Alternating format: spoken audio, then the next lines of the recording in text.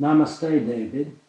How can I trust that the Shakti will come through and show me my path in a time when I am feeling I have no purpose and no direction in life?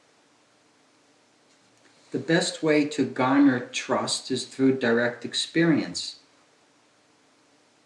The taste of the Shakti validates direct experience. Direct experience is tasting. Tasting means it's self-evident. That's the first consideration. The mind will travel many routes in its process of evolution. Not that the mind evolves, but that the process of spiritual evolution will create all kinds of moods that will be experienced both emotionally and mentally. It's only natural that one goes through such mood swings while on the path. The path, though, should be interrupted by breakthroughs. You can call those breakthroughs insight, awakening, enlightenment experiences, and so on. Only that direct experience will alleviate many of these concerns about motivation to live and so on. One thing that might be helpful is to understand that when the light of the self makes itself known, it's quite obvious what reality is. And of course, what one's self is, it is that. But when the light of the self subsides and goes into its dark quality of pure quietness, the living quality, the bright or radiant quality of the self will naturally diminish. You can imagine the stages of the moon, how in its new moon phase, there's very little moonlight. But as time goes on, in the course of a month, the moon becomes full of radiant light. In the same way, the self will blossom from within itself, full of light, full of bliss, full of freedom, a freedom that is felt. Not an abstract freedom, but a freedom that is tactile. It's a living quality. But whatever arises must set, even from within this viewpoint of the self. So we can say metaphorically that the self goes into a dark aspect. I'm not here talking about the dark night of the soul as it was discussed in the literature of St. John of the Cross. I'm here talking about the existential fact that consciousness, which here means the self, in the context of this discussion right now, can become radiant and then it can become empty of that radiance. It can turn back into pure emptiness. A seeker should know that. It's important to have this understanding so one can accept when the radiance changes into the non-radiant, when bliss disappears into no quality. It's all the self. But even from within the self, because we're talking here about an apprehension of the self, things change. There can be changing flavors or moods. But the most important point to stress is the need for direct, ongoing experience, which is to have one's sadhana lively. Lively means it's working. You're breaking through into your own consciousness at sufficiently deep levels. That is what is crucial to this discussion. So if you have that, then you just weather this temporary mood fluctuation. If you don't have that, then you should be looking for that. Either within a practice that you learn from an enlightened being or tradition, or you can come to a place like this where the direct experience is offered via human contact, human relationship.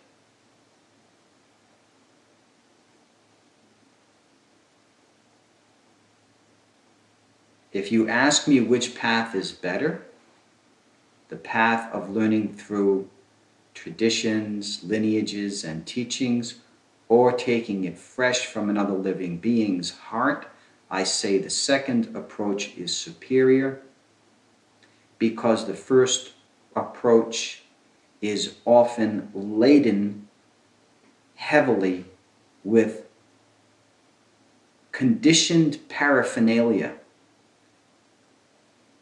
conditioning, which has to do with the survival, which is the fear of destruction of the lineage in question. In other words, you are dealing with an organization. In a situation like this, there is virtually no organization.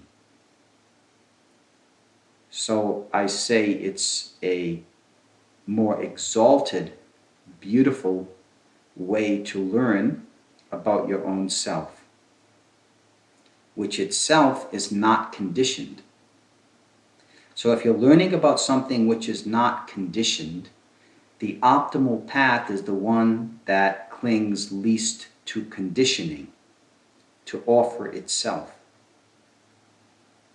That is the quality that is permeating this gathering. It's the attitude behind it, and it's also transcendentally flavored in that way, uniquely. Follow up, David. Thank you. There was a lot for me to take in. Would it be appropriate at this stage to ask what is adequate sadhana?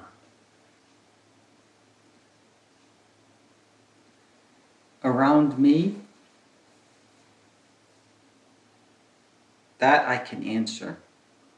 If you're taking instruction from another teacher or teaching, lineage or tradition, guru or master, if it's someone else, I can't say what is adequate and not adequate, except perhaps that you should be reaching the self.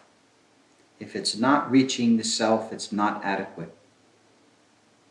Here, spontaneously, through grace, through the aid of the Shakti, along with the divine light of the self, inside of a devotional nectar, people awaken. There is no standard present here except how you experience it. All of the responsibility is placed on the person who comes to view subjectively what is happening after being around me for a while. I keep it very simple like this. It's so powerful here. The connection is so direct once it's established that usually questions vanish. They vanish because they are answered in the one who asks them. The Shakti can provide this kind of deep experience. For it to provide that level of experience, of course, receptivity is necessary. Receptivity happens when you begin to notice the presence of the Shakti and you invite it further into your experience. To allow it to move in this deeper way is to simply feel it, to let it circulate, let the mind empty out in the presence of the Shakti. Remember, Shakti is just an arm of the Absolute. It is the Absolute, nothing else. In this teaching, the Shakti is the Self. So there's nothing else besides the Shakti. When their Self is revealed through the Shakti to also be Shiva or pure silence, then that's another flavor, another taste to be acquired, to be enjoyed. So you have the bliss of the Shakti, you have the silence of pure meditation. When both of these things, or even one of these things, are going on, then that is a lively sadhana, one that is self-evidently showing itself. So at that point, one gains confidence. One begins to trust in one's own process of receiving the Shakti. You also naturally acquire confidence in the teacher, that your teacher is legitimate. And finally, you gain the confidence that life is guiding this whole procedure, and therefore you have trust in life itself. So you have trust in the teacher, you have trust in the wider context of existence itself. The teacher is the representative of existence itself in its enlightened state, and then you also have this direct experience that you cherish and enjoy and recognize to be the radiation of the Self.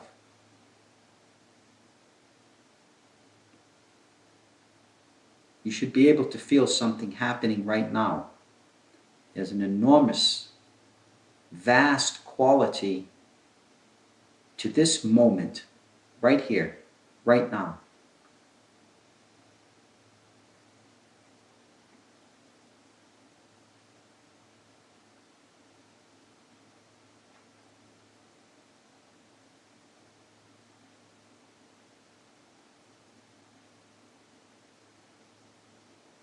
If you're wondering about surrender, what surrender is, whether it's necessary, then just view surrender as love.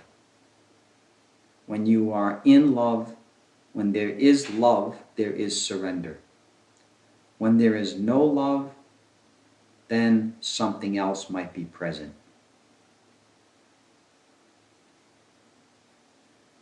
Surrender happens when one's doubts begin to melt away.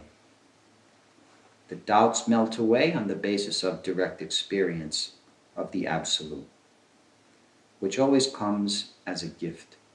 It's always received as a gift. It's not an object.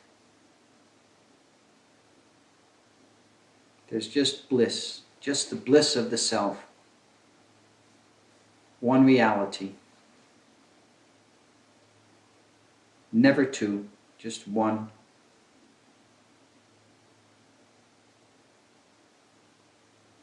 When we're here together, just let everything fall away. Don't hold on to anything. You'll see that your mind becomes full of bliss, and then in that bliss is the Self. Bliss causes the dissolution of all doubt, all fear. It's the one that is itself. It's not anything else.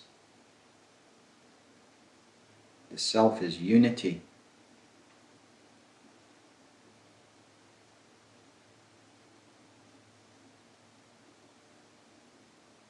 without knowing it, you can still live in it. Not being an object, it cannot be known in duality. But in being, it is knowledge. It is the one who knows. It is the object of knowledge. It is the object of every perception.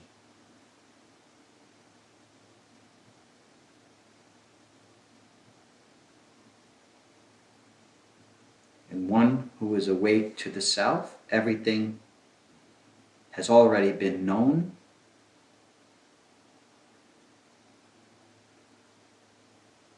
The mind has merged into the answer. It has merged into life.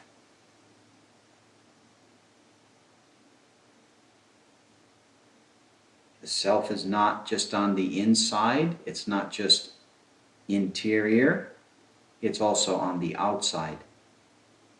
So you can say it's on the inside as well as the outside, or you can say it's neither in nor out. It's beyond experience.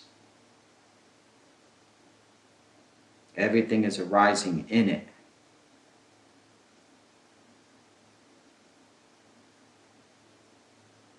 Shakti is the arising of all phenomena, the pulsation and rhythm of the Shakti. That is what everything is that we experience in the world. The flight of a bird is pure being, but it is not motionless pure being. It is the living movement of energy in the self. So we say the Shakti is responsible for the movement of everything in the universe. The self has no movement, except when it becomes Shakti, which is what it cannot help but do.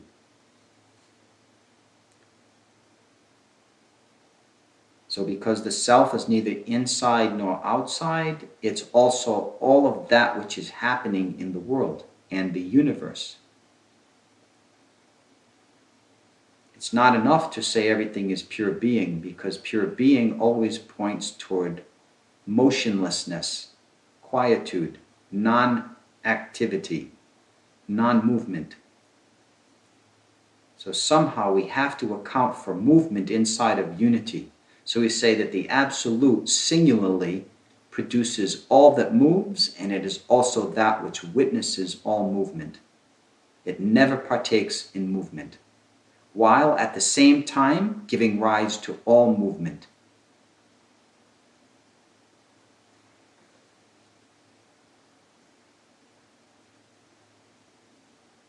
Everything is the self, therefore.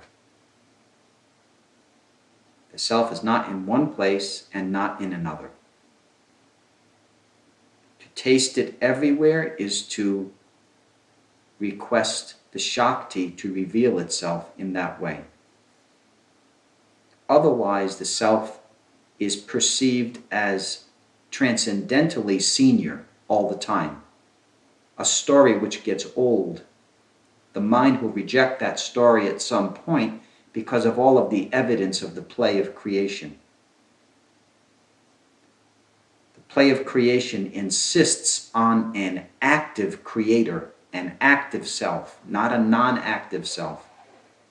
So you need to introduce the concept of Shiva Shakti, Shakti Shiva. Both one, both absolute.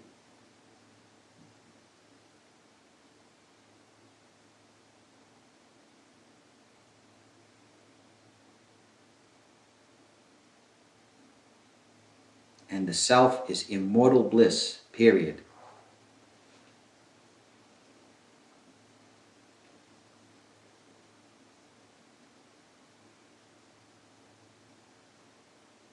Bliss is the victorious nature of the self over everything, over silence and over action. The self has a big smile on its face because it is neither. It cannot be held in any specific posture, and therefore it's full of bliss, its victorious stance of being nowhere and everywhere at the same time and being neither. On the one hand, the self takes the whole world away, and then it gives it right back in the same instant.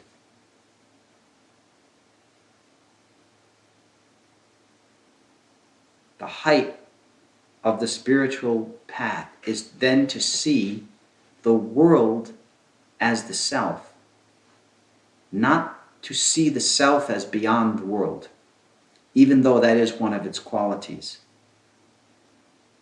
Where we want to end up is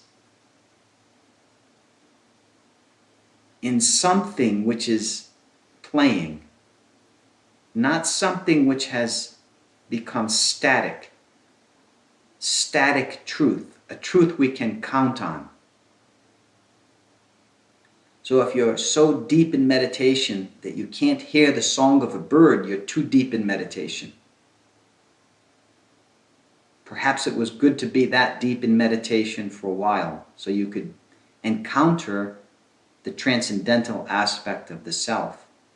But if you form a philosophy around that is what the self is, then when the bird sings, you won't hear it in the self. You'll hear it as an annoyance. You'll hear it as a distraction.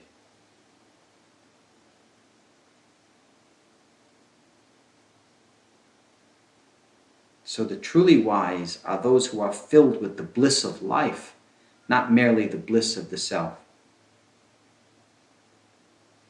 The self is everything. Everything. Everything is the self.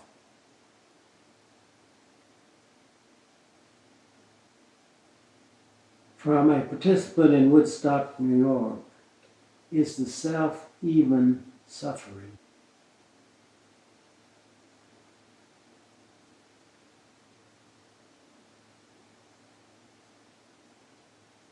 The self is there when suffering happens.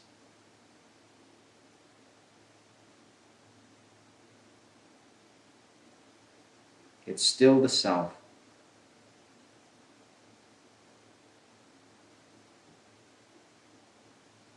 When we talk about physical suffering,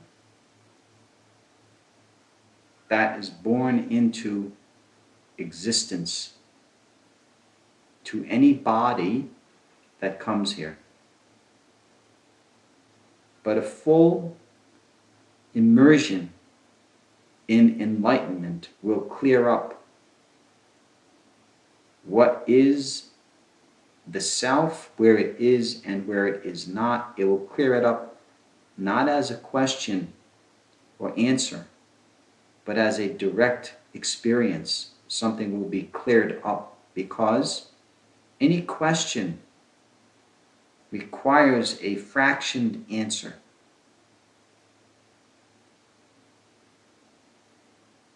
And when you can no longer answer, the self can still be there. Or even if you can answer, the self will still witness that answer.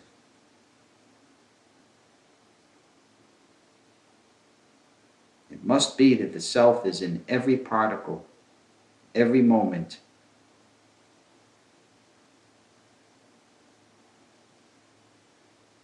Not as a hope, but as a reality. Suffering is experience. Joy is also experience. The self will not be found in any particular experience, but the self permeates experience. At the same time, because of the ego structure in a human being, it will still appear as though there is separation, psychologically, emotionally, even mentally. So in this wide sense, whether it is suffering or whether it is pleasure, there is still a distinction between the individual and the universe. That distinction never goes away. Not in full realization. It does not go away.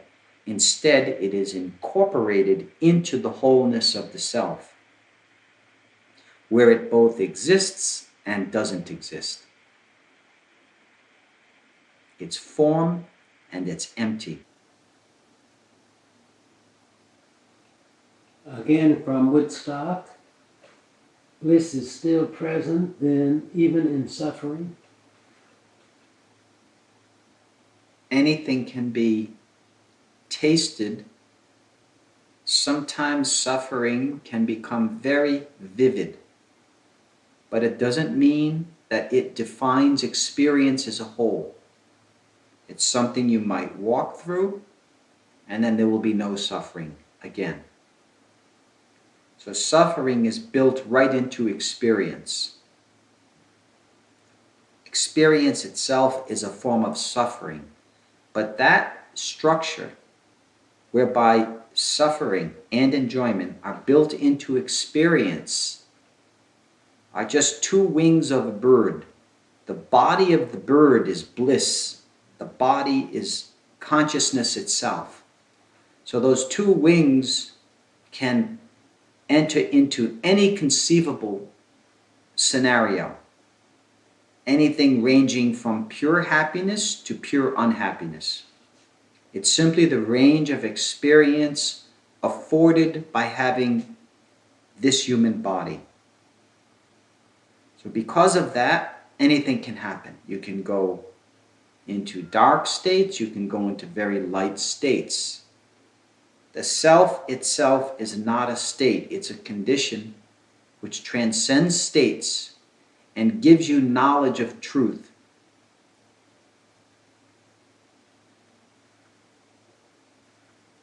That knowledge of truth may not necessarily shield you from particularized experiences of suffering, nor of the consequences of intense pleasure and enjoyment, all of which should be seen as suffering. Because of the transitory nature of these experiences, they begin and they end.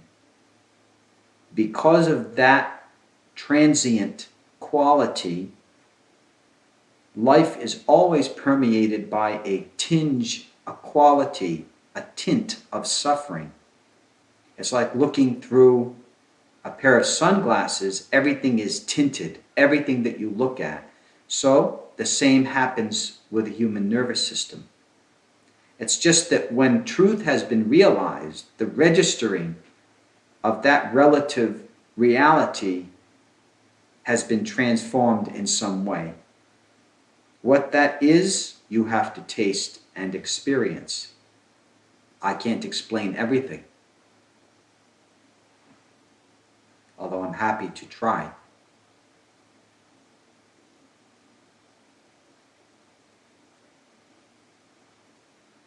The question is, what is happening now, not what can happen tomorrow in terms of suffering. What is your experience now with me? What has happened during this webcast? That's all that we can lay claim to. That's the only thing we have a foothold to talk about. What's going to happen tomorrow? Who knows? I could be in the most abject state of suffering tomorrow. So can you. Who cares? You can't control it anyway.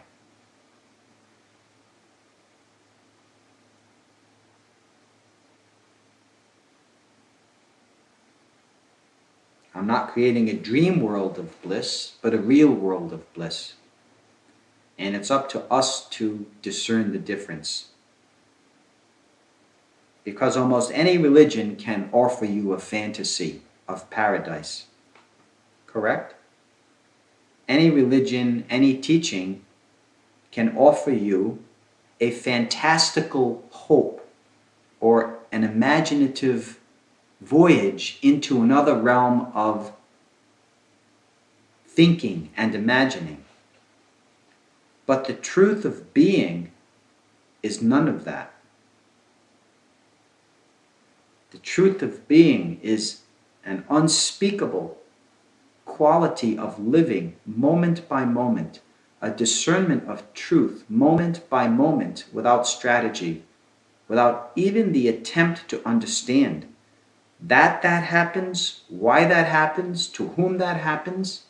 So in this case, liberation is a fact. Not anyone's liberation.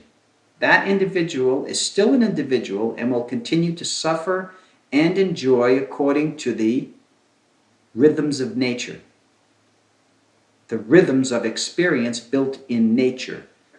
By this I mean the body-mind complex and all of the variations of experience that it offers. So we're left with neither hope nor hopelessness, but an interest in what is arising, in what is.